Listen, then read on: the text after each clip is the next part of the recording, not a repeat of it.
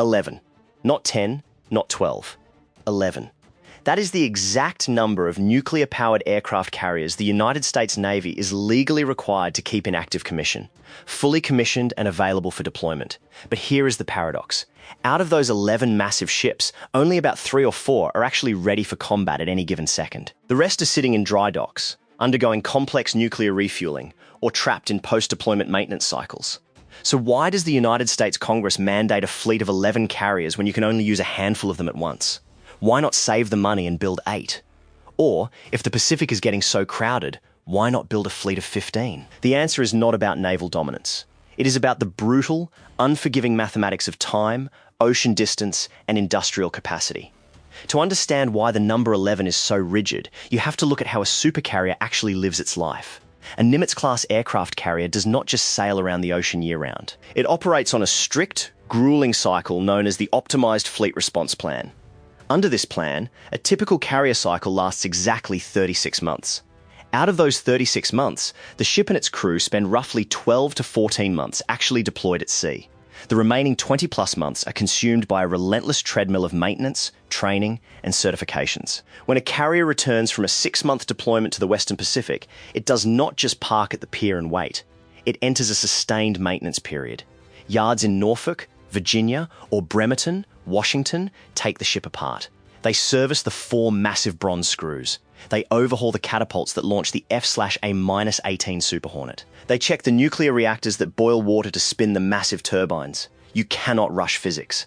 A nuclear aircraft carrier is a floating city with a population of 5,000 people, 4 acres of sovereign American territory, and a flight deck packed with highly volatile aviation fuel and munitions. If you skip maintenance, the steam lines burst, the electrical grids fail, and the ship becomes a multi-billion-dollar liability. Every single component must be inspected. But even when the maintenance is done, the ship cannot just sail off to war.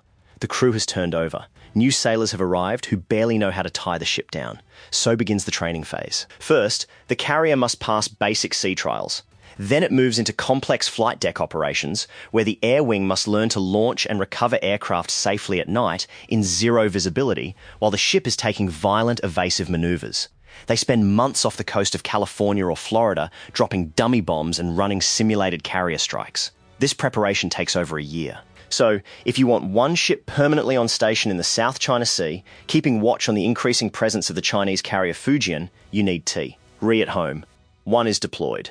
1 has just returned and is broken, sitting in dry dock. 1 is training for its upcoming deployment. Multiply that by the oceans the United States claims to control. Washington demands a permanent naval presence in the Western Pacific to deter Beijing. It demands a presence in the Arabian Gulf to protect shipping lanes. And it demands a presence in the Mediterranean Sea and the Atlantic. You cannot cover 3 different oceans with 3 carriers. You need 3 for the Pacific, 3 for the Atlantic and European theatre, 3 for the Middle East, and at least 1 or 2 in deep overhaul, where they are literally cut in half in a dry dock for years. This brings us to the foundational obstacle. When planners sit down in the Pentagon to map out the global force, they face an immediate barrier. If a crisis erupts in the Taiwan Strait and the closest carrier is back home in San Diego, it takes weeks to get there. You cannot teleport a carrier strike group. Sailing at flank speed, a carrier still has to cross thousands of nautical miles of open ocean. The math runs the wrong way. The response to this seemingly simple distance problem is the central paradox of modern American sea power. The system works, the 11 carriers exist, but the Navy is struggling to keep up the pace. To replace the aging Nimitz-class hulls, the Navy is building the Gerald R. Ford class. The lead ship, the USS Gerald R. Ford, took over a decade to build. It cost taxpayers roughly $13 billion just to construct, and that is before you load it with aircraft, sailors, and munitions. The technology packed into the Ford class is unprecedented. The ship features the Electromagnetic Aircraft Launch System, or EMALS. Unlike the traditional steam catapults used on the Nimitz class, which rely on bulky pistons and heavy water lines, EMALS uses powerful magnetic fields to accelerate an aircraft to takeoff speed. EMALS is supposed to allow smoother launches, putting less stress on the airframe of an F-35 Lightning II. But making the new technology work has been a nightmare of engineering. Software bugs, power storage failures, and mechanical breakdowns plagued the USS Gerald R. Ford for years. Finding a glitch in the power grid of a nuclear aircraft carrier is not like fixing a laptop. Every test requires pulling massive generators offline. It requires bringing in specialized divers to inspect the magnetic coils beneath the deck. But eventually, the engineers solved it. The Ford deployed successfully, proving the concept works. Yet the delay cost the Navy billions. This highlights a brutal reality of modern shipbuilding. The United States builds the most advanced technology in the world, but it builds it at a snail's pace. The shipyards in Newport News, Virginia, are the only facilities on the planet capable of building nuclear aircraft carriers for the American military. They are currently turning out a new supercarrier roughly every 5 to 7 years. Meanwhile, on the other side of the Pacific, the shipyards in Shanghai are booming. The Chinese military does not have a monopoly on naval production. They simply have more ships, more cranes, and more workers. They are building carriers at a pace that outstrips the West. The Fujian, also known as Type 003, is already undergoing sea trials. It is their first carrier equipped with an electromagnetic catapult. Most people assume that because a carrier is the ultimate symbol of military might, it must be practically invincible in open combat. But the evidence tells a different story. The modern aircraft carrier faces an existential threat that did not exist during the Cold War. The Chinese military has developed a massive network of sensors and long-range weapons specifically designed to push American carriers away from their shores. The most famous of these is the DF-21D, often referred to in Western media as a carrier killer. The DF-21D is a land-based, road-mobile ballistic missile. It shoots into low Earth orbit, tracks its target using over-the-horizon radars and satellite constellations, and then dives back through the atmosphere at hypersonic speeds, maneuvering toward a moving target on the ocean. A single DF-21D missile costs approximately $11 million to produce. An American carrier strike group costs $13 billion, and that is just the lead ship.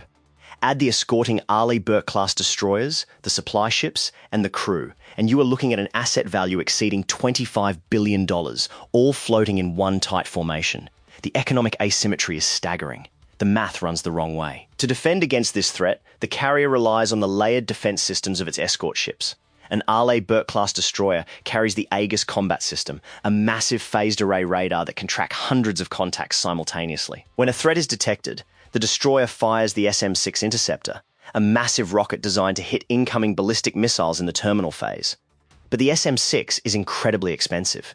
A single SM-6 missile costs roughly $4 million. If a carrier strike group has to defend against a saturation attack of DF-21D missiles, the cost of the defense quickly bankrupts the Navy. What strikes us about this carrier dilemma is the sheer scale of the maintenance requirement. Here is a ship designed to project power globally, yet it spends most of its life paralyzed in a dry dock.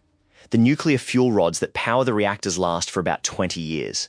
When they run out, the ship must enter a refueling and complex overhaul, known as RCOH. This is not a routine maintenance check. This is a multi-year process where the carrier is literally cut open. Workers slice through multiple layers of hardened steel armor on the flight deck. They pull out the massive reactor compartment, extract the highly radioactive core, and install a new one. They completely upgrade the radar systems, overhaul the propulsion shafts, and modernize the living quarters. An RCOH takes nearly 4 years to complete and costs billions of dollars. If the maintenance is skipped, the reactors go cold. Without active nuclear fuel, the carrier cannot generate steam, which means no propulsion, no electricity, and no catapult launches. It becomes a useless, floating steel island. Out of the 11 carriers, at least one is always in this deep overhaul state. Actually, the math demands it. You cannot skip the RCOH. If you do, the ship is dead. This brings us to the central pivot of the carrier paradox. The number 11 is not about tactical superiority or combat power. It is about maintaining a mathematical illusion of presence. The United States Congress mandates 11 carriers because if they drop the number to 10, the rotation math collapses completely. Drop to 10, and you lose the ability to keep a continuous presence in one of the vital oceans. You have a gap in the Western Pacific. You have a gap in the Arabian Gulf. Add a 12th carrier, and you hit an industrial wall. The shipyards in the United States simply do not have the physical dry dock space or the trained workforce to maintain 12 ships at once. 11 is the perfect mathematical compromise between global ambition and industrial reality. 11 carriers means you can keep 3 deployed at any given time, cycle them through training, and survive the brutal 4-year overhaul periods without losing your global footprint. The Nimitz-class carrier is aging. The steel is getting old. The USS Nimitz itself was commissioned in the 1970s. Keeping these massive ships running requires a constant influx of spare parts. The supply chain is stretched thin. Yards are backed up. Submarine maintenance is eating into the time of workers who also specialize in carrier nuclear reactors. Honestly, we think the obsession with keeping the exact number 11 is a massive strategic vulnerability. Yes, 11 carriers allow you to police the world, but the industrial cost is staggering. The United States Navy is effectively chained to a mathematical formula that prevents it from innovating. By pouring billions into maintaining the Nimitz class, you starve the future. The shipyards that are desperately trying to build the new Ford class are the exact same yards trying to keep the old ships alive. If you have a finite number of welders, electricians, and nuclear engineers, every hour spent fixing a 50-year-old propulsion shaft is an hour stolen from building the next generation of ships. The Navy is trapped by its own success. The carrier strike group is so dominant, so overwhelmingly powerful, that it has become a single point of failure. The United States Marine Corps is already shifting its doctrine. The Commandant's planning guidance explicitly moves the Marines away from being strictly a supporting arm for carrier strike groups. The Marine Corps is looking towards smaller, more agile units. They are experimenting with launching Stinger missiles and HIMARS rockets from unmarked beaches. They want to disperse their forces across the islands of the Pacific. If the Marines are moving away from the giant floating airbase, it is a clear signal that the top brass is questioning the survivability of the carrier. What do you think? Is the massive cost of maintaining 11 carriers worth the global presence, or is the Navy walking into a trap by relying on massive supercarriers? Is this justice served, or too little too late? The carrier is a relic of a bygone era, built for a world where the United States had unquestioned naval supremacy. The flight deck of a modern carrier is an incredibly hostile environment. You have 5,000 people working in a space the size of 3 football fields. They are moving highly explosive ordnance, pumping thousands of gallons of jet fuel, and launching aircraft that weigh tens of thousands of pounds. Every single movement is choreographed. The deck crews wear highly specialized colored jerseys to denote their jobs. Yellow shirts are the aircraft handling officers, the conductors of this chaotic symphony. They direct the movement of the aircraft. Purple shirts, affectionately known as grapes, handle the highly volatile aviation fuel. Green shirts operate the catapults and arresting gear, physically connecting the aircraft to the launch and recovery systems. Red shirts handle the ordnance, bombs, and missiles. It is a perfectly tuned machine. When an F/A-18 Super Hornet is ready to launch, it taxis onto the catapult track. The deck crew attaches the launch bar to the catapult shuttle. A holdback bar is inserted into the tail of the aircraft. This bar is designed to snap at the exact right tension. The pilot pushes the throttle to full afterburner, dumping raw fuel into the engines. You see the heat shimmer behind the exhaust. The green shirt gives the signal. The catapult fires. The holdback bar snaps with a loud crack. 2 seconds later, the aircraft goes from 0 to 150 miles per hour, launching off the bow of the ship. The email system on the Ford class changes this dynamic. It uses stored kinetic energy in massive generator banks.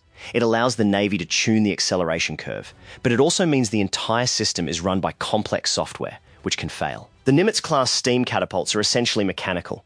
They are giant pistons. If the steam pressure is too low, the aircraft falls into the ocean. The process of launching an aircraft off a carrier is a brutal exercise in physics. Every launch puts incredible stress on the airframe. If the wind is too low, or the ship is not moving fast enough, the aircraft will not generate the lift needed to fly.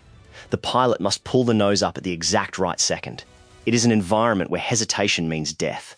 The obvious response to the carrier dilemma is the drone. If the carrier is so vulnerable, why not replace the F/A-18 Super Hornet with a fleet of unmanned aerial vehicles? The Navy is currently developing the MQ-25 Stingray. This is a massive drone designed to act as an aerial refueling tanker. The idea is simple. If you can refuel your fighters further out from the carrier, you push the strike group further away from the coastline, keeping it out of the range of the DF-21D missiles.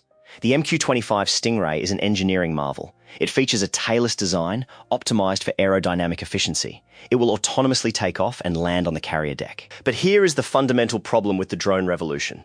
A drone does not have a pilot. That is the whole point. It means a drone cannot make complex situational decisions in real time. If the drone loses its connection to the carrier, it must rely on pre-programmed logic. In a high-intensity conflict, where the Chinese military is actively jamming the electromagnetic spectrum, a drone can become a useless piece of floating metal. The F-35 Lightning AA, on the other hand, is a flying supercomputer. It fuses data from a massive array of sensors.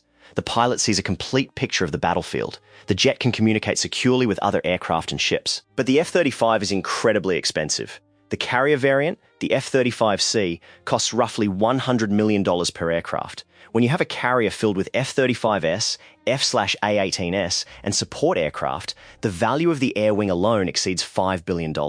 You are putting over $20 billion of hardware into a single formation. If a salvo of DF-21D missiles manages to saturate the Aegis combat system, the loss is catastrophic. It would be a blow that the United States military might not recover from for decades. One detail that stuck with me while researching this is how brittle the supply chain is for these massive ships. The Nimitz-class carriers were built over decades. The manufacturing plants that made the specific steel alloys for the hulls have closed down. The nuclear reactors use highly enriched uranium.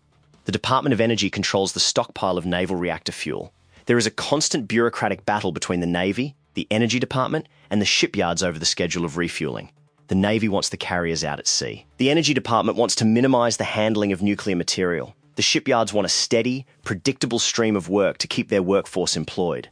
The system is a mess of competing interests. The Nimitz class is old. The ships are breaking down. The maintenance cycles are taking longer and longer. An overhaul that was scheduled to take 2 years is stretching into 3, sometimes 4 years.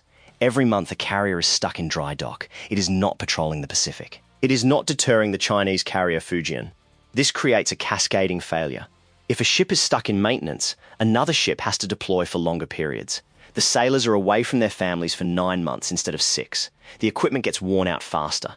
The ship comes back from deployment and requires even more maintenance. The Navy is eating itself. It is a fleet that looks incredibly powerful on paper, but the reality is a thin shell stretched over a crumbling foundation. The 11 carriers are a legal fiction. They exist, but they are not all ready for war. If a major conflict broke out tomorrow, the United States Navy would struggle to scrape together 6 deployable carriers. So, where does this leave the United States Navy? The military is currently looking at building smaller, lighter carriers. The America-class amphibious assault ships are already operating F-35B Lightning II fighters. These ships do not have catapults or arresting gear. They rely on vertical landings. They cost a fraction of a supercarrier. They project power, but on a much smaller scale. The flight deck of an America-class ship can hold maybe a dozen F-35Bs. A Nimitz-class or Ford-class supercarrier can hold over 40 aircraft. The gap in capability is immense. The larger carrier can sustain a massive bombing campaign for weeks. The smaller ship is limited to quick strikes. The military is also looking at the light amphibious warship. The idea is to create a fleet of cheap, expendable ships that can move Marines and equipment around the islands of the Pacific. The strategy is shifting. Instead of putting all your eggs in one massive $13 billion basket, you spread the risk out. But Congress will not let go of the 11 carriers. The carriers mean jobs. The carriers mean money. A carrier is built in Newport News, Virginia, but the radar systems are built in New York. The nuclear reactors are built in Pennsylvania. The electronics come from California. The supply chain snakes through every single state in the Union. Cutting the carrier fleet means cutting defense jobs. It means angering voters. It means losing political capital. The United States Navy is the ultimate reflection of the American political system. It is a massive, bloated, beautiful, terrifying machine that moves with the speed of a glacier. If you have ever worked in a large organization, you know how hard it is to change direction. Imagine trying to turn around an institution that employs hundreds of thousands of people and controls hundreds of billions of dollars in assets. The 11 carriers are an anchor. They keep the United States tied to a doctrine that is rapidly becoming obsolete. The carrier is the ultimate weapon of the 20th century. It is a massive, floating symbol of American power. It operates in a state of perpetual tension. It is required by law, but it cannot be maintained. It is the most powerful weapon on the ocean, but it is vulnerable to a missile that costs a fraction of its price tag. The number 11 is not about military strength. It is about maintaining a mathematical presence. It is about covering the vast, empty distances of the Pacific and the Atlantic Oceans. The mathematics of rotation demand 11 hulls. The physics of maintenance demand billions of dollars. The economics of defense demand a constant influx of cash. Drop the number to 10 and you lose the oceans. Increase the number to 12 and you bankrupt the shipyards. 11 is the golden mean. It is the number that keeps the American empire floating, at least for now. If a conflict breaks out in the Taiwan Strait, the carriers will sail. The F/A-18 Super Hornets will launch. The Arleigh-Burke-class destroyers will defend the skies. But the math is getting harder every day. The gap between the United States and its rivals is shrinking. The 11 carriers represent a fixed, rigid structure in a world that is changing at lightning speed. What happens when the math finally breaks?